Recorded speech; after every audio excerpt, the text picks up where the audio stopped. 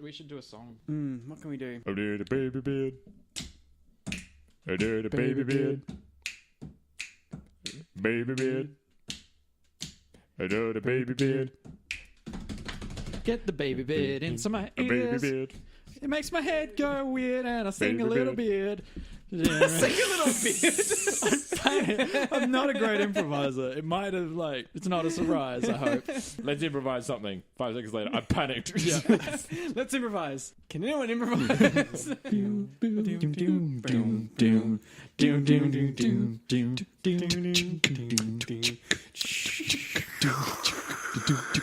right. Well, that was a bad suggestion. Shut up and take my podcast. Oh my god. That was supposed to be Slurm's Mackenzie. Was that like a Texan Slurms? Like, shut up and take my podcast, man. Well, he sounds kind of Texan. Yeah. Oh, okay. Hello, everyone, and welcome to Shut Up and Take My Podcast, a Futurama podcast where we look at every episode chronologically from the beginning to the end until it finishes and dies and fizzles out. And my intro changes every time I do it. It really It's fine. does. Like, we need to do like a supercut of everything. That would be really Overlay them together. Yeah. One day I'll get consistency. We are on episode 13, guys. Yay. Lucky 13. It's a season finale. I've Yes. gone through this plenty of times and I'm still salty about it. It is a season finale. It's not whatever they think it is, which is season 2, episode 3. Yeah, whatever. So, Fry and the Slurm Factory, which is a play on a... Oh, I don't know. Willy Penis. Willy Wonka and the Chocolate Factory. Is it though? Because which is because there's Charlie and the Chocolate Factory and there's Willy Wonka. Which and the one's the first one? I think Willy Wonka and the Chocolate Factory because it's about Gene. It has Gene Hackman. Yeah. Gene Wilder. Gene Wilder. Hackman. Gene Hackman. Amazing. Directed by Clint Eastwood. Wait, hold on. I think the first Willy Wonka and the Chocolate Factory. Is that Willy Wonka and the Chocolate Factory? Yes. Yeah. Yeah. Or is it Charlie and the Chocolate Factory? Yeah. Willy And Wonka the and the booth Chocolate. nodded. Yeah. Okay, so William Wonka and the Chocolate William Factory. Wonka. Willy Wonka and the Chocolate William Wonka. William Wonka. Willy That's his Wonka and the Christian Chocolate name. Factory is, I think, the first movie, but I think it's that name isn't actually the Roald Dahl book, and it's actually Charlie and the Chocolate Factory, no, that's which is right. the book. Yes. Oh, okay. So then the sequel, or the remake, which has Johnny Depp. Johnny Depp, it takes its name from the book. Okay. So Which it's, I'm I pretty think that's right. Our techie and researcher, on-the-fly researcher for inane facts is nodding. we'll know I that's his said he's full in the title. booth. He's 3 feet away from us, and his mixer's on a crate. If he's in the booth, we're in the booth. Yeah. So, well, that's just all to say. Slurm, Fry, and the Slurm Factory is the name of the episode. Director is I have to make an apology because the director is Ron Hugart is back. It's not pronounced Hugart. It's Hugart. Hugart. I'm gonna go with Hugart. I'm going to go with Hugit. It sounds like yogurt. And we get and so this is the first time he's solo directing. So last time he had a co-director. So good on him. Okay. He did And pretty well. The writer is Lewis Morton, who directed A Big Piece of Garbage. Once again, that's the name of the episode. Right. That was, Right. He directed that episode. Did he? No, sorry. Is that No, what he's the writer. Oh, he was the writer for Did I that say the episode. director again? I think so. But that's cool. Okay. That's cool. Oh, good. This is a long-ass intro. Air date November 14, 1999, introducing no one that really comes back so much. I mean, we get Glomo, we get Slurm's Mackenzie, we get the Slurm Queen, and the Grunkalunkas. Yeah. You were asking before about Slurm's Mackenzie, which is or just about that ad, Yeah, which is yeah, a yeah. play on Well, before we do that, let's do a summary. Yeah, let's do of, that. of the episode. Or also more to the point, I'm Sean. I'm James. I'm Chris. Hi guys, hi. welcome. Hello. We're going to do a plot summary. Yeah. Who's doing So if you're joining us for the first time, welcome. Yeah, and here's the plot. Okay. the plot of the episode. Okay. The plot is Fry sees an ad for Slurm, which he's basically addicted to, where you can win a trip to the Slurm Factory, and basically him and Bender get a device which is an F-ray. F-ray. Thanks to the professor, and that can see through anything. And they go on a quest searching for the golden bottle cap, and they find it, and they go to the factory, and they find out that Slurm's made from butt juice. Giant worm butt juice. Yeah, And hijinks ensure. Yeah. So the Ensure. ensure Ensure. hijinks are insured. Ensure. They are So yeah, insured. basically the plot of We're Willy insured. Wonka / Charlie / book Charlie / all of them with a bit of Soylent references. Yeah. Yeah. Soylent Even Green. references Soylent to Green. like what Coke did. Was it in the Yeah, 80s where it's like New Coke? New Coke. Yeah, Coke. So Soda Wars. Soda Wars. What was it? What is it made from? People? No, they've already done that. Soylent Cola. Yeah, that's How's good. it taste? It varies from person to person. Yeah, it's a great one. Best joke. So, what do we think, guys? Yeah. Oh, Well, wow. James, do I you want would to go say, first? like, I really like it.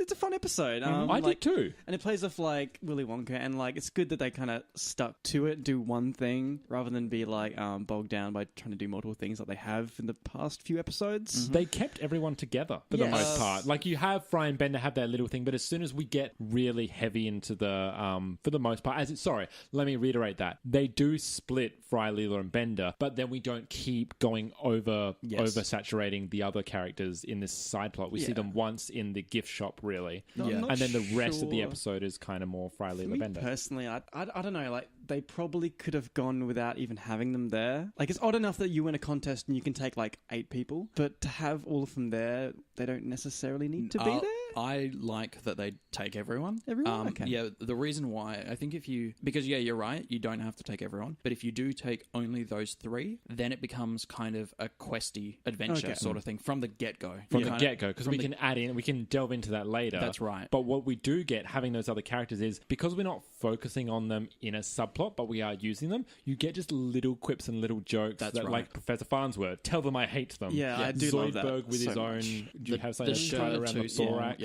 Yeah. Hermes talking about using them as better labor. Yeah. So it's just little thing. Amy slipping over.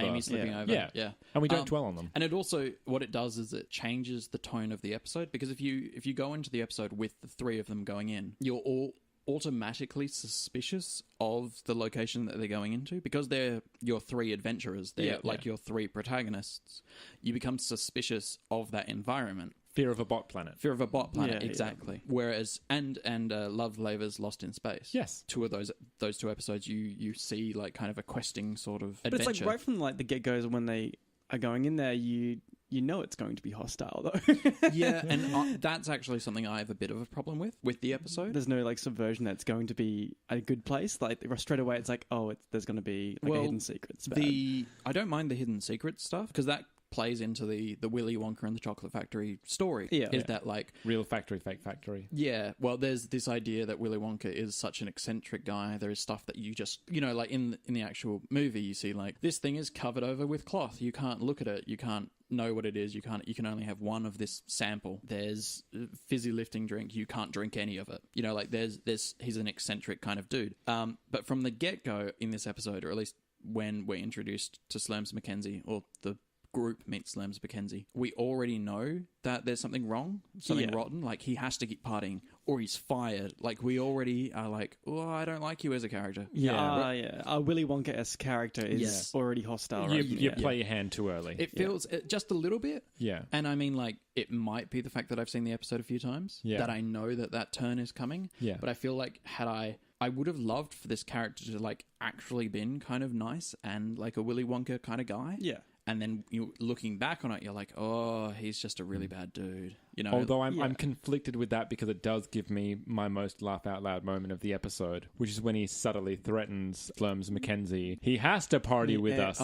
Every night, or you're fired. And just like, rock on! Rock on! Yeah, the rock on. Like the second rock on, like the real high voltage. Well, I would have loved it if it was a little more subtle, is all I'm saying. It's like, he's always partying, right, Slurms? Every night, or something like that. Yeah. He does do the kind of squinty evil eyes and like the threatening. It's version. a little So, too much on the little... nose, but that like that's me being like, I've seen this episode so many times and I really enjoy it that I'm just picking it apart. I think like on rewatch, I want more Slurms Mackenzie. Yeah, because it's constantly like, we're going to party with him. It's not that we don't. Like, I'm upset that I don't get to party with Slurms Mackenzie, which would be cool. But like living vicariously. Yeah,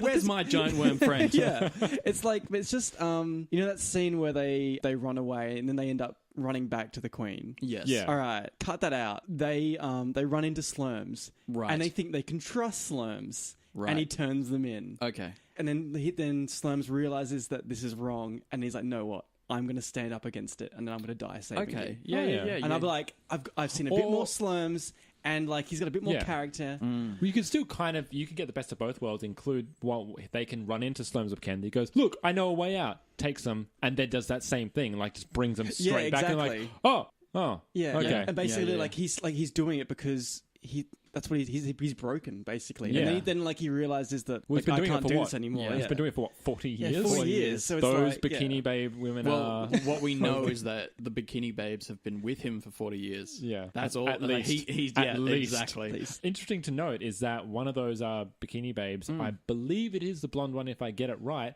was once again voiced by Pamela Anderson.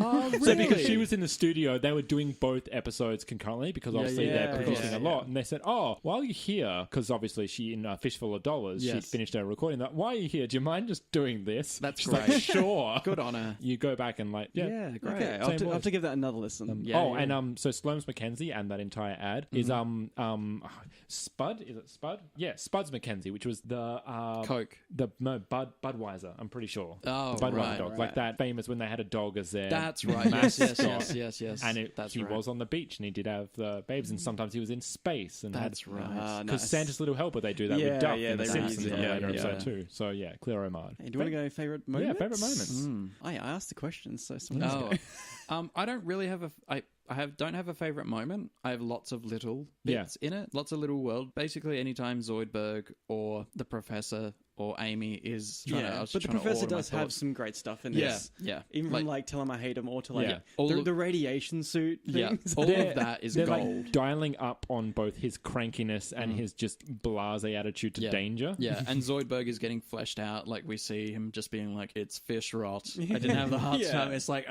great, Zoidberg is You're an so idiot. incompetent. Yeah.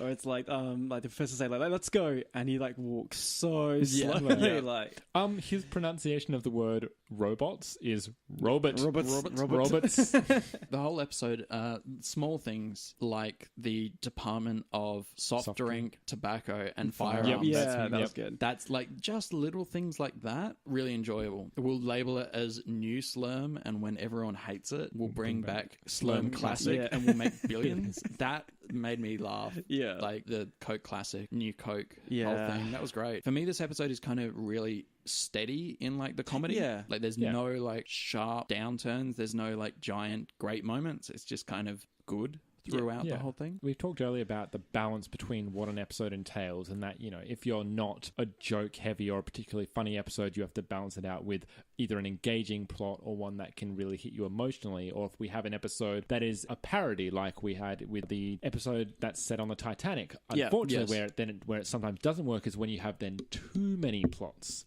Whereas this one, it just seems like this is a parody-centric episode where I'm not the biggest fan of, but because you've streamlined it into, for the most part, one storyline. Yeah. What's the mystery of Slurm? Yeah, Yeah, you've exactly. tightened it. You've tightened it Exactly. up to the point where, cool, I'm following this parody. There's enough jokes to keep it consistent, and it's an engaging storyline, and I don't have to work hard to follow all the moving parts. Yeah. Like, it's just structured really well. It is. It is structured really well. James, do you have a favorite moment? All the professors just steady jokes. One little thing that I did like is when they're playing like 3-dimensional Scrabble, And which is a the reference to Star Trek. Yep. Because Because three-dimensional chess. they invented 3D chess, didn't they? Or am I imagining I believe that they did. fact? It was in the 60s. Yeah. So, and then when the original Star Trek, so I'm assuming they did Which invent that. boggles my mind. Yeah. It's amazing because Three- people play it. Yeah, 3-dimensional Scrabble as well, and then and the word said Futurama, Futurama. and I thought that was nice. I wouldn't want to jump into like ahead of myself, but I'll just say thing I didn't like. It was when Bender used the F-ray on that robot, and the robot was like a woman.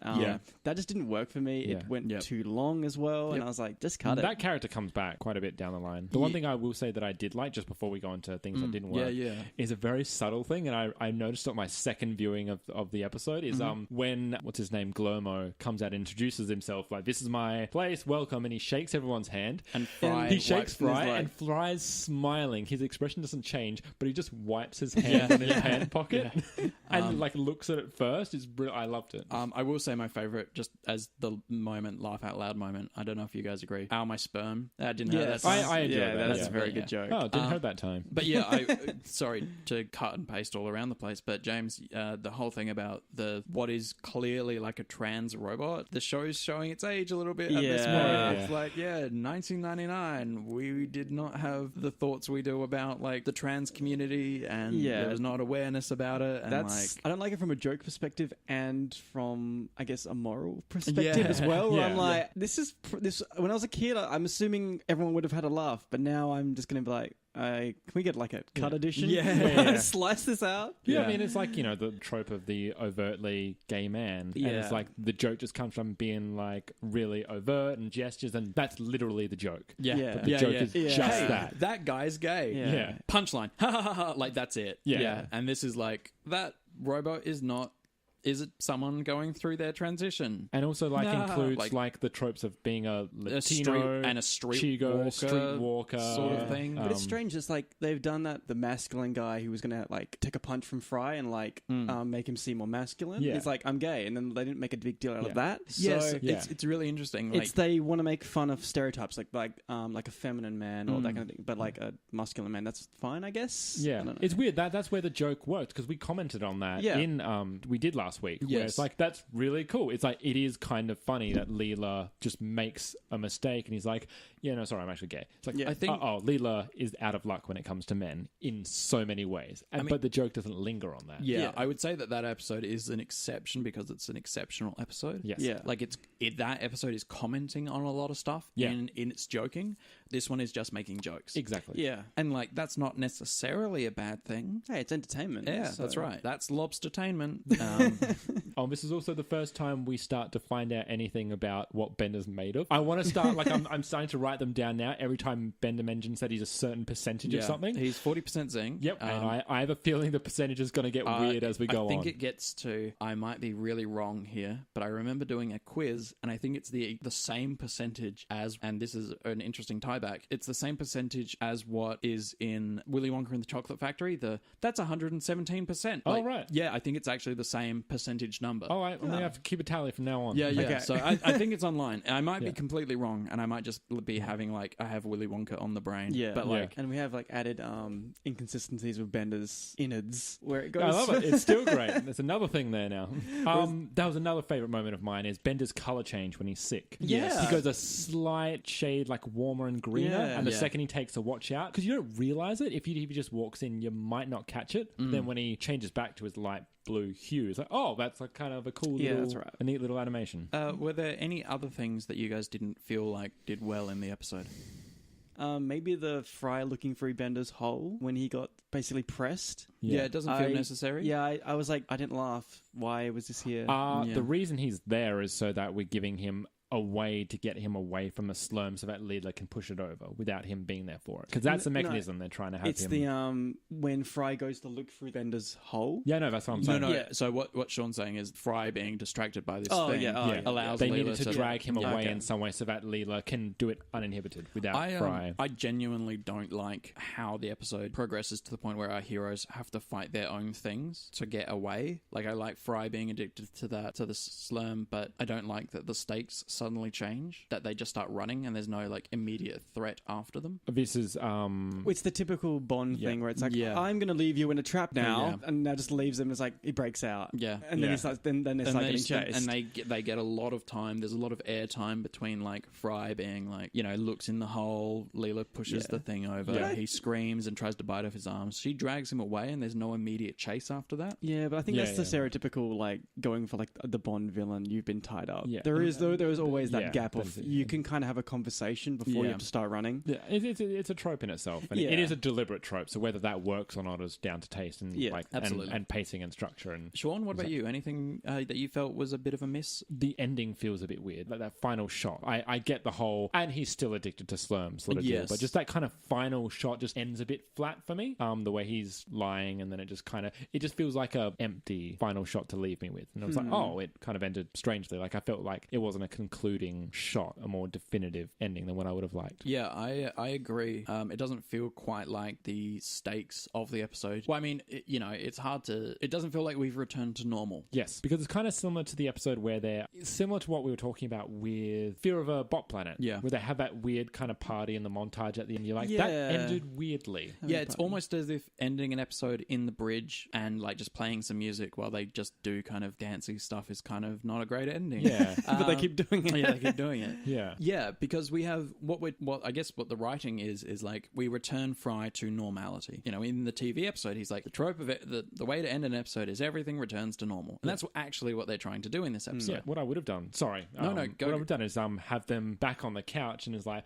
glad everything's like returned to normal, and then you just have Fry's arm off camera, and then he drinks a Slurm. Yeah, like make a comment of everything's cool. Yeah, drink. Yeah, and actually, or like have an ad. Or like a kid drinking, like have like the like another Slurm competition. Yeah, another Slurm competition, or like the kids drinking something Slurm. that keeps the cycle going. Yeah, absolutely. Yeah, something that throws us into a next episode. But even if they didn't want to do that, just I feel like if they had spent more time with Slurms, that like them partying would have been for Slurms. Like you know what I mean? Like it would have been more deserved. Yeah, that's a good point. Like if they spent more time for Slurms and actually got to know him, it would have been like, all right, you're partying for Slurms. That this ending kind of has a meaning. Yes. But because they didn't, it's like, oh, we're partying. The girls are here. I mean, the girls, I guess they have a reason to party. Yeah. The Slurms. Yeah. They've been with him for 4 decades at least. Yeah, I know. But the rest of the crew don't. I wonder if Slurms Mackenzie and I'm blanking on the Willy Wonka character. Glurmo. Couldn't have been rolled into one character. Oh, I think they should. And the Queen should have basically just been manipulating him to be that kind of like that presentation of I'm the Willy Wonka-esque rock-on character. I think that would have been better writing. Oh, yeah. Well, hey, I mean, Glurmo at least is a better name than what they initially had. What was that? Slurmy Slonker.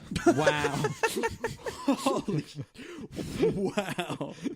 Just to be a bit on the nose. Yeah. Well, they had Grunkalungas. I don't think they could go with you got to like go through the names, which is Slurmy Slonker, Slurms Mackenzie, the Slurm Queen, and the Grunkalunkas. Yeah. Wow. Well, they should have called them Slunkalunkas. Really. Slunkalunkas. Slumpalunkas. Slumpalunkas. Yeah. How do we think this stacks up against When Aliens Attack? It's a lot of fun, but I don't think it's competition. I'm the same deal. When Aliens Attack still wins out for me. It's not a winner for me either. It's not bad. No, it's just it's a really fun just, episode. Yeah, like, I love it, but it could be better. Yeah, exactly. Yeah. I think the fact that after watching it a few times, you're like, yeah, I can see where things could have been trimmed and altered. Yeah. Which makes When Aliens Attack our season 1 winner. Oh my god.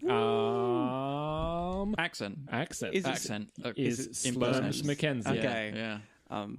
Rock on, everybody.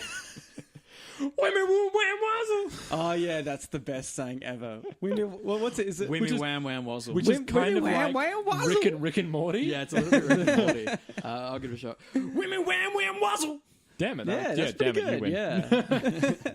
My toes curled when I did that. So like, as if like mine's to grab curled traction. under my feet as well. It's subliminal. Yeah, it's like it's like the Marge thing. You can't see the voice actor's face. Yeah. We're gonna listen back. It's not gonna sound anything like them. Yeah, no. Next week. We have next season. Next season. Next week. I second that emotion. Oh, that is a good episode. Yeah. We get a whole new thing, a whole new plot, like a massive arcing plot gets introduced. So stay tuned, and also please email babybearthemedia and like and subscribe and whatever and share. Whatever you can do. Like if you liked it, just send it to people that you think might like it as well. If you don't think they'd like it, send it to them as bug punishment. them about it. If you watched Futurama with friends as a kid, go send it to them. Maybe hire the DVDs or buy the DVDs. Hire I DVDs. don't know if you can hire them. Buy them. They're pretty cheap. Buy the DVDs, go watch them, then check on our podcast. I mean, Video Easy is now a kiosk. So, I mean, it's not even stores anymore. And I have been Sean. And I've been James. And I've been Chris. And we shall see you next season. Yes. Bye, guys. Bye-bye. Yeah. Whippy wham wham wazzle. What's that? This room sounds better. Yeah. There's stuff in it. Yeah. This multi-purpose studio. Yeah. Multi-purpose. Elevation. Who's gonna shut up?